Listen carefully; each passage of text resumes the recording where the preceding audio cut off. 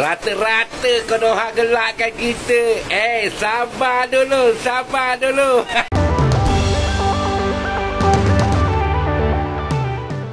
Ya, skandal naturalisasi bodong pemain sepak bola tetangga makin memanas. Ulasan demi ulasan dilontarkan, mulai dari pengamat sepak bola hingga netizennya. Terkini Perdana Menteri Malaysia mulai ikut bersuara pasal skandal tersebut. Karena skandal pemain naturalisasi ini sudah mencoreng wajah negara tetangga ini.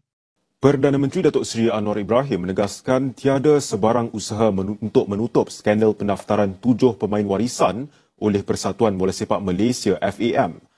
Beliau menyifatkan ia sebagai isu besar yang perlu ditangani mengikut prosedur sah tanpa campur tangan mana-mana pihak. Namun sebelumnya, jika kembali ditelusuri kembali riwayat awal kehadiran 7 pemain naturalisasi yang bermasalah ini, koar-koar netizen tetangga seakan menggelegar jagat maya. Mereka sangat yakin bahwa 7 pemain itu sah, dan telah disetujui oleh Badan Sepak Bola Dunia. Tak lupa sebagian warganetnya yang mudah dikibulin, membawa-bawa Indonesia. Rupanya Konoha ni, dia tak tahu bagaimana nak mencari pemain-pemain warisan ni. Orang tahu tak pemain warisan tu daripada mana Malaysia dapat? Semuanya data-data itu ada pada FIFA. Jadi, apabila content creator Konoha ni, dia cakap 5 pemain warisan Malaysia sedang disiasat oleh FIFA. Nampak tak kat mana bodoh dia tu? Tahukah anda, 4 pemain warisan sah menyarung jersey Harimau Malaya menurut CEO FAM? Guys, jangan terkejut kalau tim Malaysia ranking bawah 100 lepas ni. Sebab dengar cerita, ada 2 player naturalisasi yang akan diserap masuk ke skuad Harimau Malaya. Rata-rata kau nak gelakkan kita. Sabar dulu, sabar dulu. Nampak ni, FIFA telah teliti beri pengesahan rasmi pemain warisan layak beraksi. Makin power lah Malaysia lepas ni sebab ada 4 pemain warisan yang akan join skuad Harimau Malaya tau. Silap-silap kita ni akan ke Piala Dunia tak lama lagi. Aduh, kesian betul lah aku tengok Konoha ni. Tak habis-habis siasat. Dah macam Jebon nak siasat. Benda lah kau ni. Mana kau dapat? Berita-berita nak mengatakan FIFA sedang siasat pemain kita orang yang 5 ni. Mana kau dapat? Namun kini, semuanya kembali dikibulin secara berjamaah. Padahal sebelumnya mereka juga pernah dikibulin oleh akun berbayar RM15 yang menampilkan ratusan pemain-pemain dari luar negeri yang katanya berdarah Malaysia.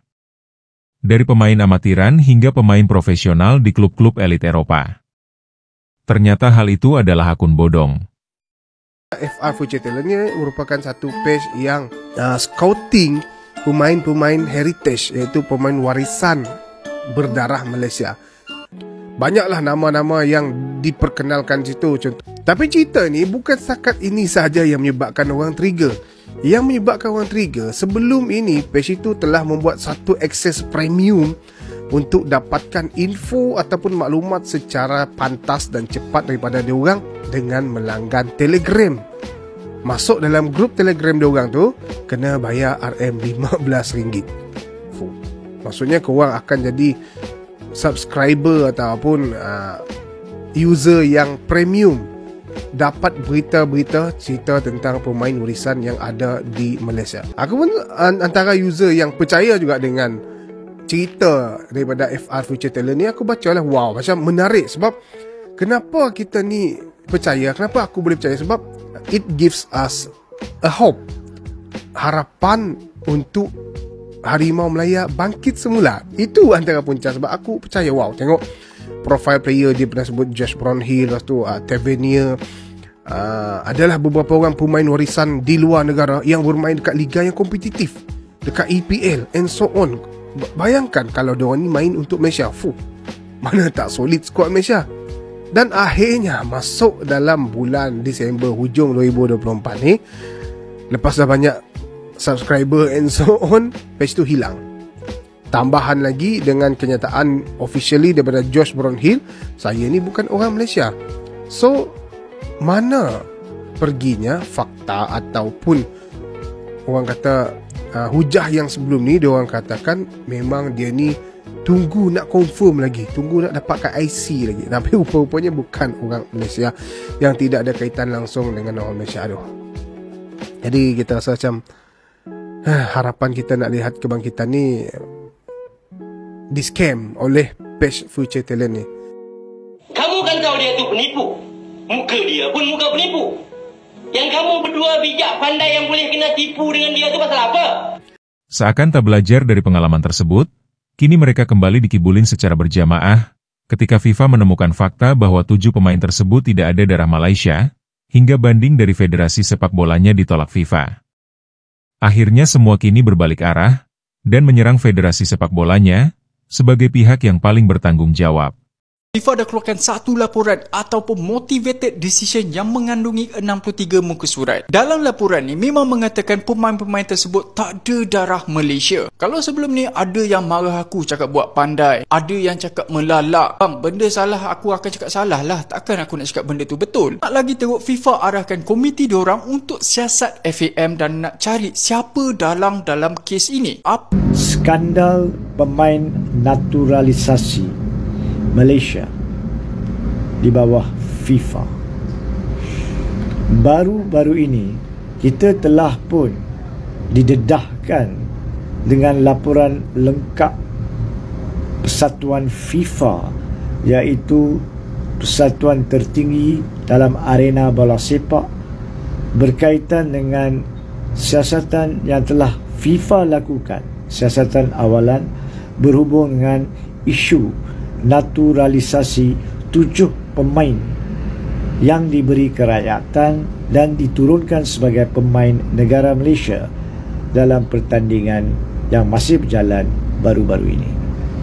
Pertama sekali, ianya amat menyedihkan bahawa suatu agensi utama dunia, FIFA, telah mengeluarkan kenyataan-kenyataan yang begitu perit, begitu meracuni nama baik negara kita dalam pendedahan yang mengaitkan unsur-unsur penipuan, unsur-unsur salah ubah dokumen-dokumen bagi tujuan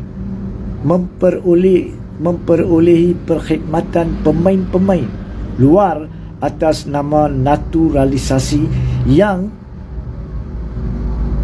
menjatuhkan maruah dan nama baik negara.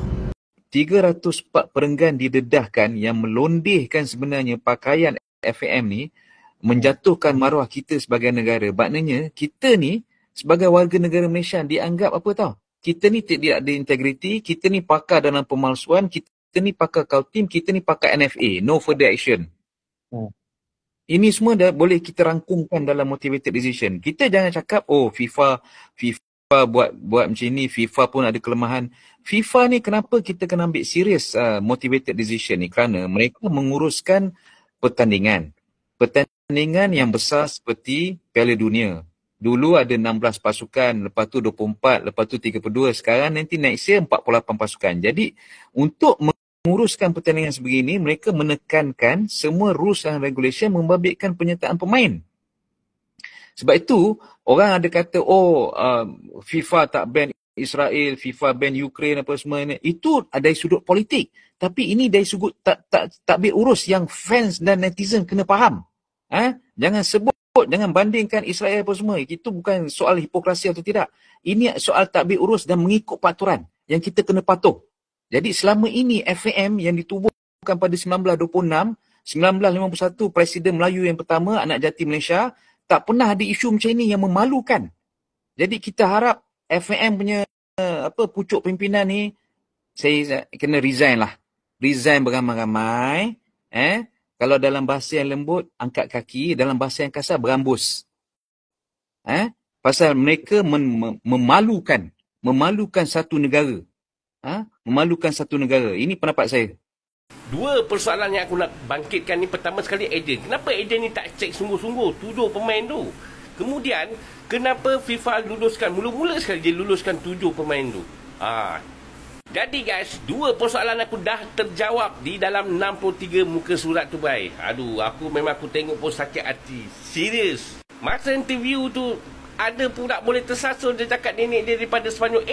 Daripada Malaysia katanya. Lagi satu, FIFA menerima laporan yang ketujuh pemain warisan tu lulus dalam bahasa Melayu. What the... Guys, benda ni dah game over guys. Kalau masuk dekat kas, orang kata hanya 5% menang TV. Tak guys, ni bukan 5%, 100% gagal total. Confirm gagal total. Geram lah tengok FM ni. Ya, dari beberapa kejadian yang pernah mereka alami, harusnya mereka bisa mengintrospeksi dan belajar dari pengalaman tersebut. Akan tetapi karena nafsu ingin fight di Piala Asia, segala cara dihalalkan. Padahal dulu mantan Presiden Federasi Sepak Bolanya pernah menyampaikan bahwa negaranya tidak seperti Indonesia yang memiliki diaspora di beberapa negara Eropa. Tetapi segala cara dilegalkan demi ambisi. Pemain naturalisasi dikibulin dan karir sepak bolanya mengalami stagnasi. Pendukungnya juga secara berjamaah juga dikibulin. Dan sekarang semuanya gigit jari. FIFA pun akan turun menyelidiki dan ambisi ke Piala Asia bisa juga terhenti.